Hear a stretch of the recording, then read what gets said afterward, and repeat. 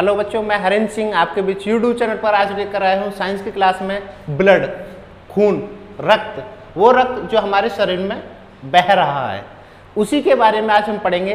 और सबसे पहले ये जानकारी करेंगे कि ये ब्लड जो है हमारे शरीर में क्या क्या काम करता है। देखिए, वही खून जो कटने पर जो निकलता है वही खून, उसी को पढ़ाएंगे आज हम।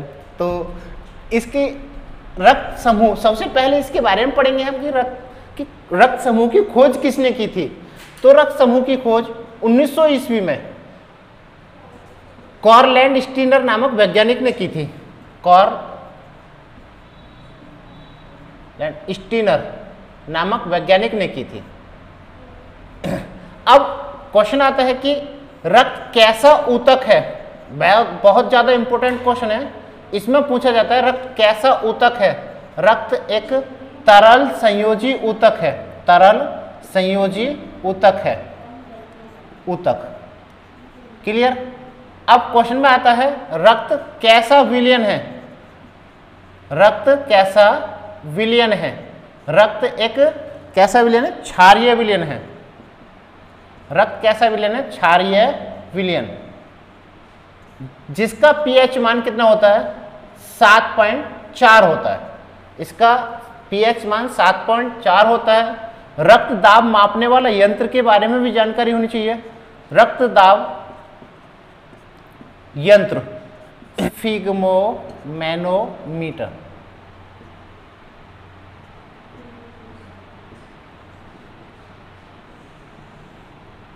स्फिग्मोमैनोमीटर, इसकी खोज, इस यंत्र की खोज किसने की थी? रियो रॉकी नामक एक वैज्ञानिक ने की थी। रियो रॉकी नामक वैज्ञानिक ने। और इस यंत्र का प्रयोग, इस यंत्र का जो सर्वप्रथम जो प्रयोग किया था वो एस हेल्स नामक वैज्ञानिक ने 1733 ईस्वी में किया था। और सबसे पहले किसका रक्त दाब मापा? घोड़े का। इस यंत्र से सबसे पहले घोड़े का रक्त दाब मापा गया। और देखिए, सबसे ज्यादा इंपॉर्टेंट क्वेश्चन होता है रक्त कैसा ऊतक है? तरल संयोजी ऊतक है। रक्त कैसा विलयन है? क्षारीय विलयन है। रक्त का पीएच मान कितना है? 7.4। 7.3 या 7.5 चल जाता है। रक्त दाब मापने वाला यंत्र क्या है? स्फिग्मोमैनोमीटर। इसकी खोज किसने की? रियो रॉकी नामक वैज्ञानिक ने की। और इस यंत्र का सबसे पहले प्रयोग किसने किया था? एस हेल्स नामक वैज्ञानिक ने 1733 ईस्वी में घोड़े का रक्तदाब मापा। क्लियर है। देखिए, ज्यादा बड़े कोई टॉपिक नहीं ले रहा हूँ, कुछ इंपॉर्टेंट पॉइंट बता रहा हूँ। इसका वैसे तो बहुत बड़ा टॉपिक हो जाता है, इसके बारे में कुछ छोटी छोटी जानकारी दे रहा हूँ मैं। तो आगे इसके बारे में ही और एक पॉइंट है। देखिए, क्वेश्चन आता है कि एक स्वस्थ मनुष्य में कितना लीटर रक्त होता है? 5 से 6 लीटर रक्त पाया जाता है।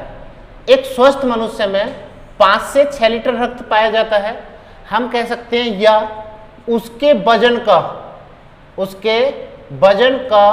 7% रक्त पाया जाता है। क्लियर। पुरुष की अपेक्षा महिलाओं में आधा लीटर रक्त कम पाया जाता है। पुरुष की अपेक्षा महिलाओं में आधा लीटर रक्त कम पाया जाता है। अब थोड़ा सा ब्लड के बारे में ये देखते हैं, ब्लड में क्या क्या चीज होती हैं। जैसे ब्लड को 100% मानकर, 100% मानकर क्या है, इसमें 60% प्लाज्मा होती है। देखिए, 10-20% कम ज्यादा चल जाता है। कुछ 70% बताते हैं, कुछ 65% बताते हैं, कुछ 80% प्लाज्मा बताते हैं। बाकी जो शेष जो होगा वो 40%, इसके अकॉर्डिंग 40% होगा। फिर तो हमारे 40% कणिकाएं होती हैं। कणिकाएं। अब क्वेश्चन में ये आता है, इसको फिर प्लाज्मा को हम 100% माने तो इसमें जो 92% जल होता है, 92% जल, तो शेष 8% में होती है ठोस पदार्थ। ठोस पदार्थ ये क्या क्या चीज होती हैं? लवण होता है, ग्लूकोज होता है, प्रोटीन होती है। प्रोटीन होती है 7%, लवण होता है 0.1% और लवण होता है, सॉरी, ग्लूकोज होता है 0.1%, लवण होता है 0.9%। क्लियर? ये 8% में लवण ग्लूकोज प्रोटीन होती है। क्लियर? इसके बाद कणिकाएं। कणिकाएं हमारी 3 प्रकार की होती है। नंबर 1 लाल रक्त कणिकाएं, लाल रक्त कणिकाएं। सेकंड पे है श्वेत रक्त कणिकाएं, श्वेत रक्त कणिकाएं। थर्ड पे है रक्त बिंबाणु, रक्त बिंबाणु। इसके बाद देखिए ये जो क्वेश्चन बहुत ज्यादा इंपॉर्टेंट होता है, इसको हम शॉर्ट में आरबीसी बोलते हैं, आरबीसी, रेड ब्लड कार्पल्स। इसको डब्ल्यूबीसी के नाम से जाना जाता है और इसको रक्त बिंबाणु को प्लेटलेट्स के नाम से जाना जाता है। तो यहाँ पर इसका रासायनिक नाम आता है कि लाल रक्त कणिकाओं का रासायनिक नाम क्या है। इसका रासायनिक नाम हिंदी में लिख रहा हूं, इसका नाम होता है एरिथ्रोसाइट्स, एरिथ्रोसाइट्स, एरिथ्रोसाइट भी बोल देते हैं, और इसका होता है ल्यूकोसाइट्स।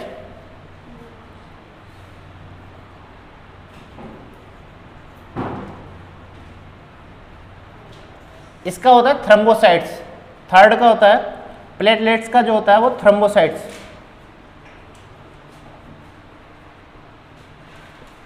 थ्रोम्बोसाइट्स। क्लियर है? अब क्वेश्चन में आता है इनका जीवन काल। इनका जीवन काल जो होता है, आरबीसी का जो जीवन काल होता है वो 20 से 120 दिन होता है, 20 से 120 दिन होता है। इसका जो जीवन काल होता है 1 से 4 दिन होता है, 1 से 4 दिन होता है। कुछ इसमें आगे पीछे बताते रहते हैं। और रक्त बिंबाणु का 3 से 5 दिन होता है। क्लियर है?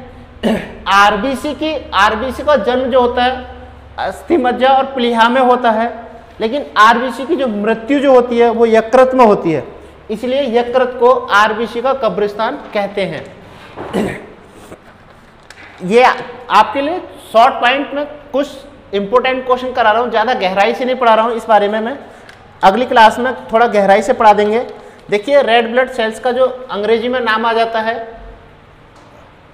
रेड ब्लड कार्पल्स, इसका व्हाइट ब्लड कार्पल्स हो जाएगा।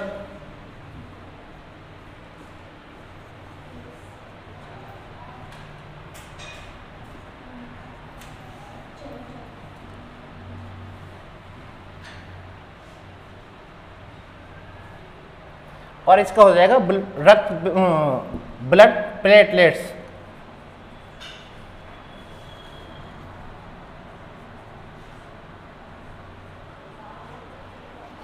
क्लियर है?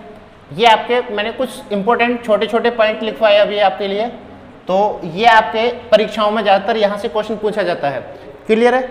तो यहाँ से कुछ छोटा सा इंपॉर्टेंट ब्लड के बारे में मैं अगली क्लास में इसके बारे में विस्तार से पढ़ाऊंगा। तो आज छोटी सी क्लास में मैंने ब्लड के बारे में पढ़ाना। तो क्लास अच्छी लगी हो तो लाइक करें, शेयर करें अपने दोस्तों में, जितना हो सके ज़्यादा से ज़्यादा शेयर करें। और चैनल को जो चैनल पर नए हैं वो चैनल को सब्सक्राइब जरूर करें। तो मिलते हैं अगली क्लास में, और अगली क्लास में ऐसे ही छोटे छोटे पॉइंट लेकर चलूँगा। अगली क्लास में इंपॉर्टेंट क्वेश्चन और अगले टॉपिक के अच्छे से अच्छे क्वेश्चन कराए जाएंगे। मिलते हैं अगली क्लास में। जय हिंद।